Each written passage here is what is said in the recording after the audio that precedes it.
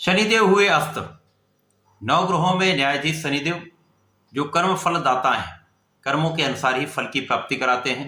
जब भी कोई ग्रह अस्त अवस्था में जाता है तो उसके प्रभाव में, उसके कार्यकत्व के भाव में कुछ निर्बलता अवश्य आ जाती है।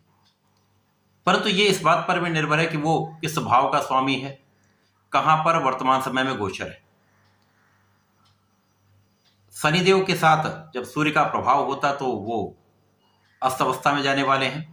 तो ऐसी स्थितियां बन रही, ये स्थितियां किस प्रकार का प्रभाव देने वाली हैं, आज मैं इन समस्त स्थितियों का संपूर्ण विश्लेषण करने जा रहा हूं। जय श्री गणेश, नमस्कार। मैं आचार्य संजय द्विवेदी। मेरे समस्त प्रबुद्ध दर्शकों का मेरे चैनल पर हार्दिक स्वागत है। आज मैं कर्क राशि के लिए शनिदेव के अस्त अवस्था में जाने पर किस प्रकार का प्रभाव प्राप्त होने वाला है, कहां पर निर्बलता आ सकती है, कहां पर लाभ मिल सकता है, कहां समस्याओं से आप बच सकते हैं, उनका क्या निराकरण है, संपूर्ण विश्लेषण मैं पूर्ण तर्क के साथ करने जा रहा हूं। प्रिय दर्शकों, यह राशिफल आपके चंद्र राशि पर आधारित है।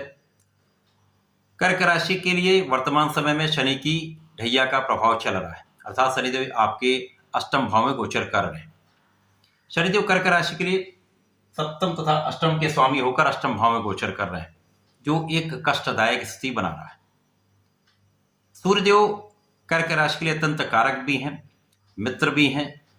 चंद्रमा की राशि कर्क राशि है, सूर्यदेव धन के स्वामी हैं। सूर्य और चंद्रमा का अति मित्र का भाव है, यहां पर अत्यंत विशेष स्थिति बन रही है।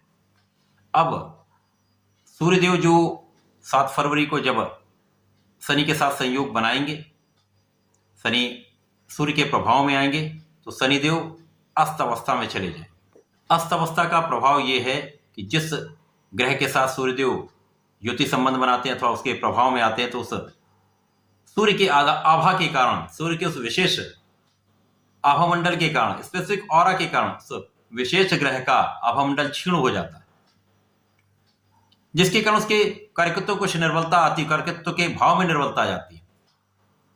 परंतु इसका यह अर्थ नहीं कि वो ग्रह अपना कार्य करना बंद कर देता है, वो ग्रह अपना संपूर्ण कार्यकत्व पूर्ण करता है।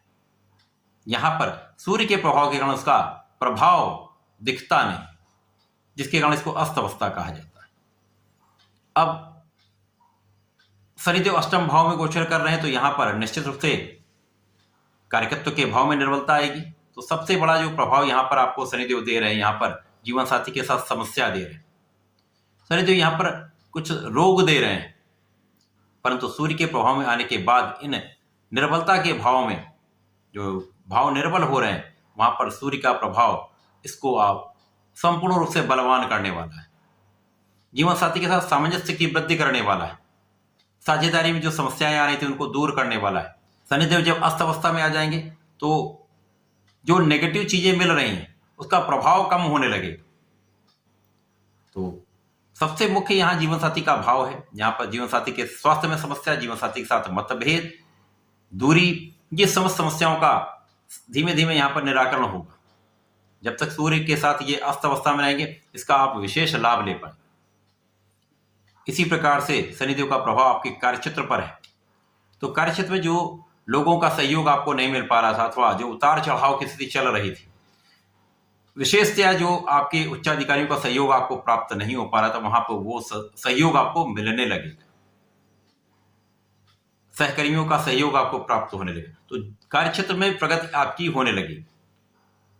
अब समस्या कहां आएगी? यहां पर धन के भाव के स्वामी है, अष्टम भाव में जाएंगे, जो कि मृत्यु का भाव है, क्षय का भाव है। तो निश्चित रूप से धन के मार्ग में कुछ निर्बलता अवश्य आएगी, धन के संचय में निर्बलता अवश्य आएगी। यद्यपि यहाँ पर कार्यक्षेत्र जब प्रगति करेगा तो धन का लाभ आप लेने वाले हैं, जैसा चल रहा वैसा चलता रहेगा, बहुत बड़ा कोई धन का आगमन नहीं होने वाला। धन के संचय में विशेष रूप से समस्या आती है, अनावश्यक व्यय से आपको बचना चाहिए। यहाँ पर आपको इस विषय में सावधानी रखनी पड़ेगी।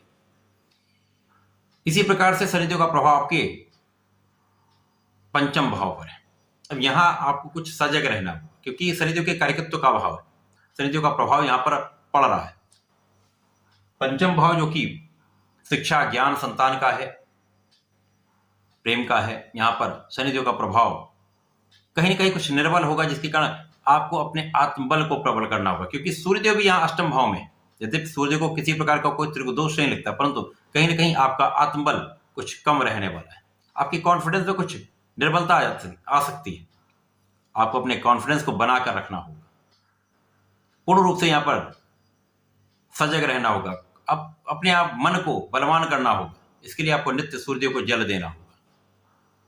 ओम घृणी सूर्याय नमः का जल जप करते हुए यदि जल देंगे तो आपका आत्मबल अत्यंत प्रबल रहेगा।